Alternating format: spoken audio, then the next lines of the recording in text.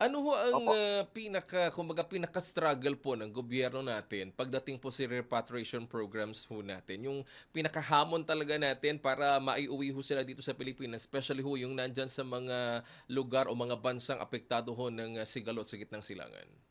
Unang-una po yung realities on the ground. Kapag nagsarado ang airspace at, Hmm, nagsarado ang mga commercial flights, wala po tayo talagang, paraan kundi gawan ng ibang land routes at saka ibang, sea routes kung talagang, meron tayong mga kababayan na ililikas. Yun ang number one oo. natin 'no, yung Mm, mga physical impossibility na gawa ng giyera.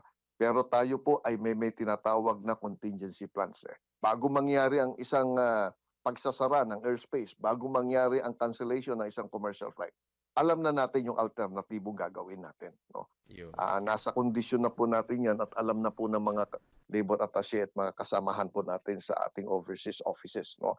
Pangalawa, siyempre yung resources natin, kulang ang tao natin Hmm, kapagka maluwakan 'no, 'pag massive evacuation and repatriation 'yan kaya tayo nagpaparating ng RRT, yung Rapid Response Team natin. oho. Nakasukluyan ating ginawa 'no, dahil sa mga pangangailangan, yung mga pagtatawid at, border closing, nagpadala tayo ng napakarami nating members 'no, ng ating mga DMW staff, OWA staff, regional offices natin, pinadala natin sa Middle East at sila po ay tumutulong doon. Pangatlo, yung ating, finances, yung ating budget. Kasi siyempre nakalaan lamang ang budget natin sa alam natin na programa na ating gagastusin at alam natin yung ating mga contingencies.